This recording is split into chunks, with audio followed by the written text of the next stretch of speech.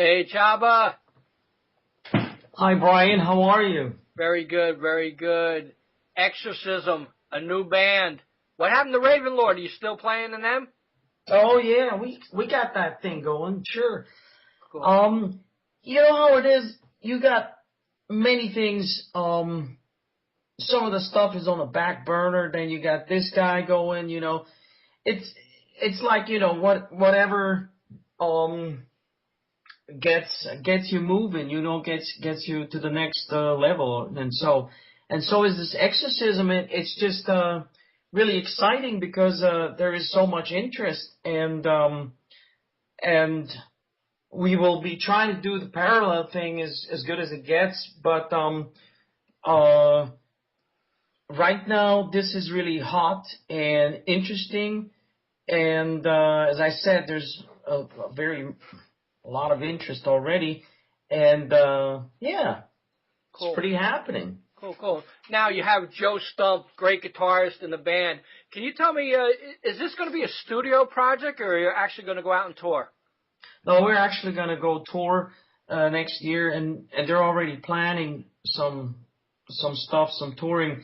And I was working with Joe Stump during the Ravenlord tours, and I'm like, Joe, I got this project, I'm working on, and what if we would do that? Would you be interested in doing this type of music? It's very slower paced, I explained it to him, and he said, "Sure, yeah, I love that kind of stuff. I do more bluesy, and I can still shred, because I was worried.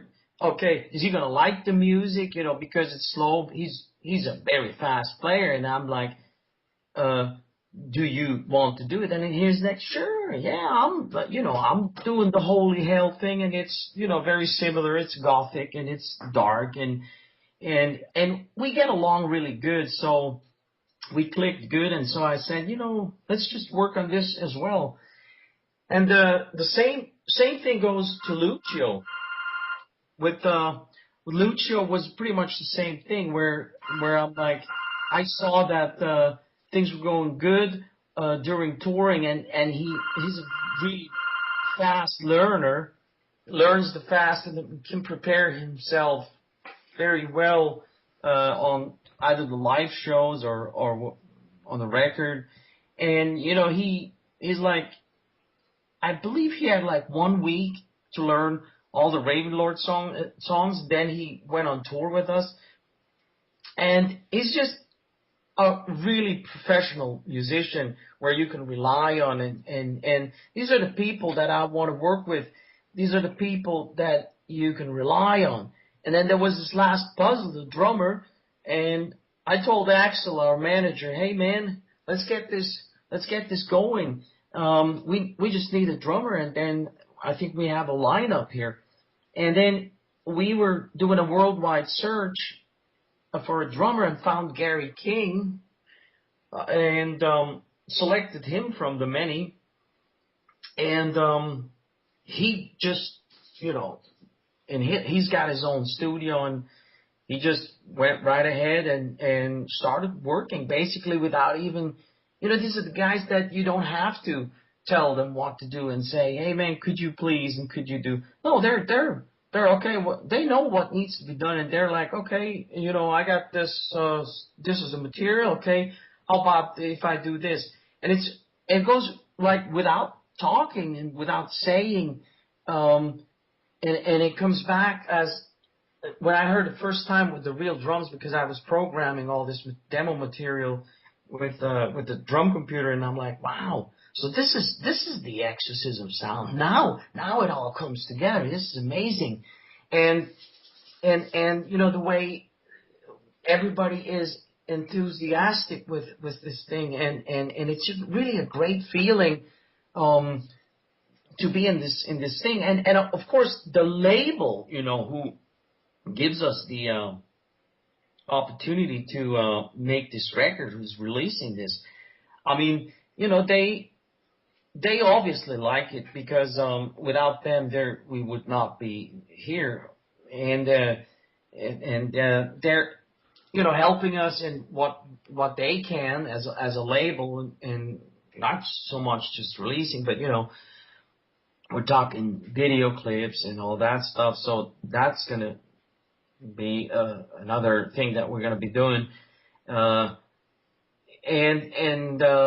Axel is also pushing really hard that things are moving in the right direction with touring and getting right booking agents to and also festivals for next year, because we might not have music right now, but there is a couple of demo tracks that we can show them, or even if we have a few pre-production songs that we can show them and say, hey man, this is the stuff, the material is going to come out. How about if we play, we got this and this much hour, we can play a half an hour or 45 minutes or whatever, just to present the new band, present the new lineup, and, if there's any interest. And I'm sure there is, because, there's also already a few major festivals in Europe that are interested in eventually booking us. So, yeah, the touring is definitely, this is what we want to do. That's why we're doing all this, because the record is one thing, but we want to go out there and present this stuff. That's really where the fun part is, Cool. Now, I got to be one of the lucky ones that got to hear one of the demos called End of Days. Yeah. Yeah, I snuck it somehow. I got it from a friend. Good. Good. His name is Axel. So I got to listen to it, and I listened to it, and I listened to it. I really enjoyed it, especially your vocals, which really change a lot throughout the song, and definitely some down tuning in there, kind of like Sabbath type, stuff. And I really enjoyed your vocals, because you had some high pitched times in that song. So can you tell me anything about that song, End of Days? Well, the End of Days is also, I wrote all 7 or 8 songs I wrote in 2006, and then I put them aside. And back then, I would probably change a couple of things now that I'm in the studio and restructure them, because the demo is fine and dandy, but the mood, the overall mood and the song structure itself will stay, obviously. We cannot just completely change the song to something else. But I'm not sure if I want to scream this much as I did on the demo. Although screaming is definitely one of my expressions where I can show pain or despair and that kind of, I will scream. It's not, you can't. There's a lot of people that want to hear me scream. That's why they're, it's Csaba, he's the screamer.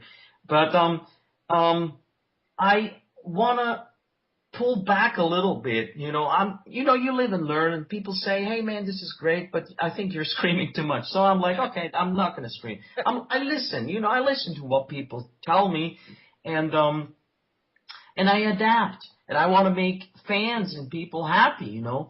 So if they're saying, hey, make something very melodic, and why don't you try to do this? And this is what Exorcism is all about. It's pretty much all these years where you listen to friends and journalists and everybody, and they all have an opinion, and you just put them all into a big thing and say, okay, let's evaluate this. Let's see. How can we make things better? And so this is pretty much what it is. So you want to advance and you want to make something better than you used to do. And it's not all about technique. Sometimes it's also about what the others will like. And sometimes it's to go back. But anyway, long story short, back to your question. End of Days is about this apocalyptic end time doomsday scenario where the sun is turning black and we're ready to go down the drain and this kind of stuff. It's Right. really fascinating because I sing of images. when I sing, I pretty much tell a story about a picture, and I put myself into that mood and start singing with lyrics. I phrase it in melodies. I express it, and that's pretty much what End of Days are. There's other topics that once the record is out, I want to talk. I don't want to, spoil it right now. I don't want to talk about a lot of things, but I mean, we can talk obviously about a little bit. It's definitely dark themed. It's definitely about it's definitely a doomy topic that is, but there's also normal things or personal things, but there's also a lot of fantasy stuff, as always with my lyrics, or stuff that I enjoyed seeing, like movies, horror movies or science fiction movies that I like a lot, and then I would just also see these images, and then with the music I would just explain it in a song, and that's how I work. Cool. Can you tell me anything about Golden Core Records? Well, Golden Core Records is German based label, but they spread around the world. It's certainly one of the biggest labels that I've been signed with, and they have, they're a sub-label of Zix Music. Actually, Zix Music is, and Golden Core is the sub-label. And Axel was in talks with them. He knows God and the world. And they liked the material, and they said, "Hey, that's exactly what we want." Oh. And so they just picked it up and said, "This is really good stuff. Let's get these guys a deal, and let's get these guys out there. We like the voice, we like the record. These are cool songs, and they're doing it." So, I mean, we're fortunate to have this, and something will be done, because you need a label to get something going. Otherwise, cool. When is the plans for the release? Well, they're planning on doing it early next year. I've heard something about February, March, but don't. Again, that's really their business when they want to do it, and it also depends when we're going to deliver. We're currently in the studio still recording. The guitars, bass, we got the bass, drums we got, and of course we got all the songs. But we're still working on the guitars.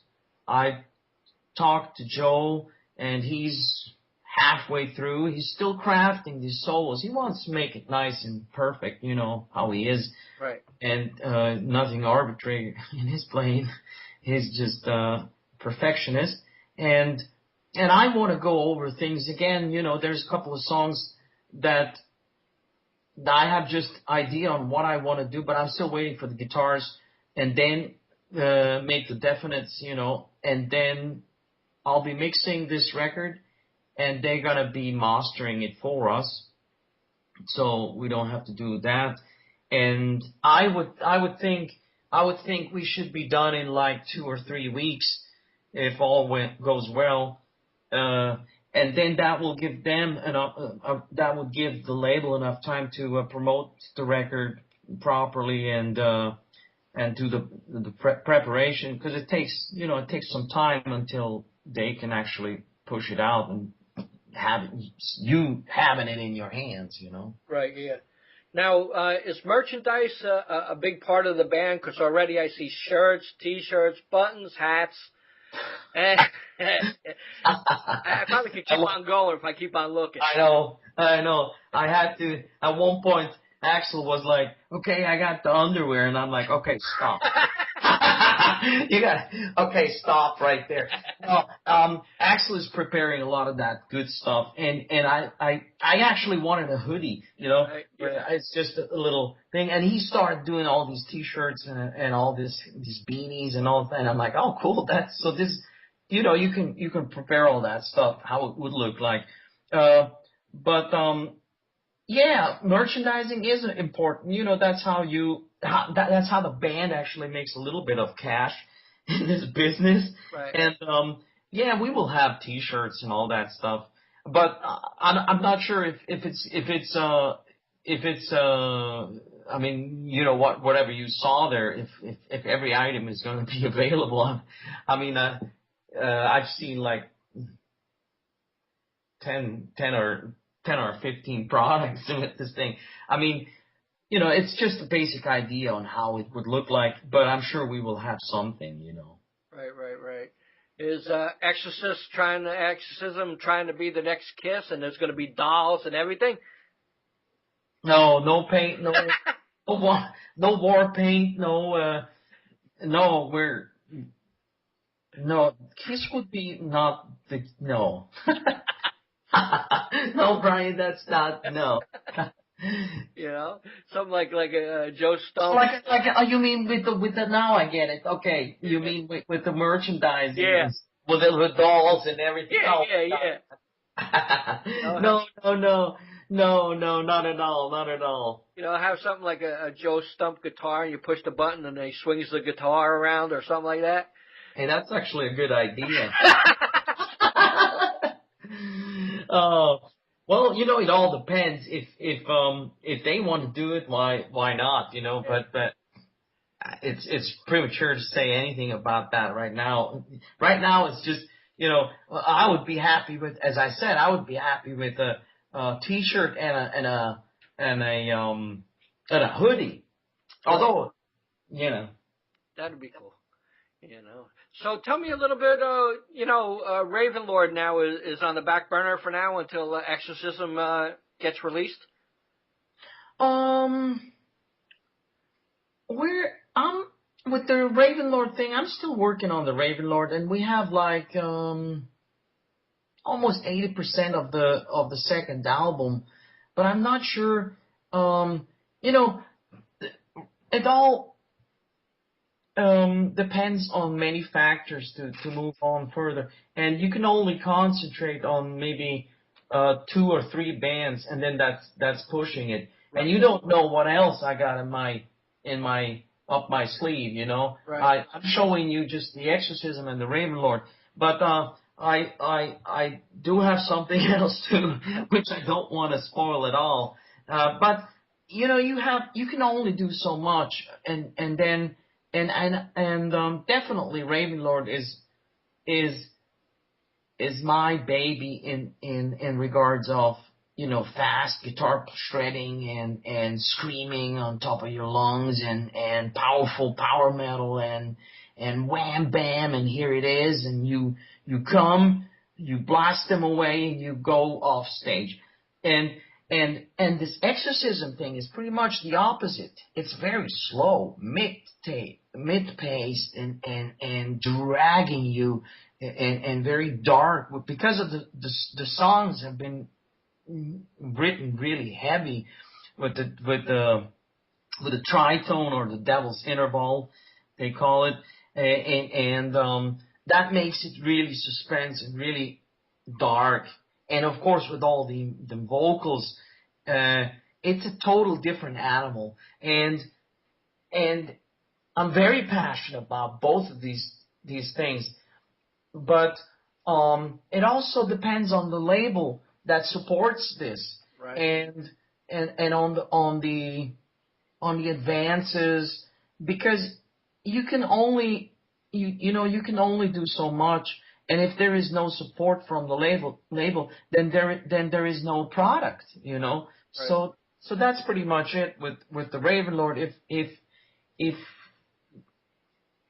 bottom line is if things are turning out to be good, then there will be a second Ravenlord soon. I mean, I got some of the material, but it takes money to make these things, you know, and it's not possible to just finance these kind of things out of your own pocket. So we need the help of a label, otherwise it's not going to work. True. Well, congratulations on Exorcism, and you know, I love Joe Stump's guitar playing. I love your singing, and I really enjoyed End of Days. Hopefully, you know, I get to hear a little bit more and stuff like that, because I really enjoyed that tune. You know, would you like to say anything in conclusion to the fans out there to you? Sure. Well, I would definitely say a big thank you for all the many Facebook likes that you guys did in this very short time. I mean, we had just one little press news saying, "Hey, this is the band," and there was no music, no nothing, and by almost 2 weeks or 2.5 weeks now, we had over 2,000 likes from all over the world. And I also would like to thank to these people who have clearly shown interest in the band for us to perform in their countries. So thank you, and I see you guys all out there very, very soon. Cool. Congratulations, Csaba. Thank you, Brian. Thanks. Bye-bye. Bye-bye.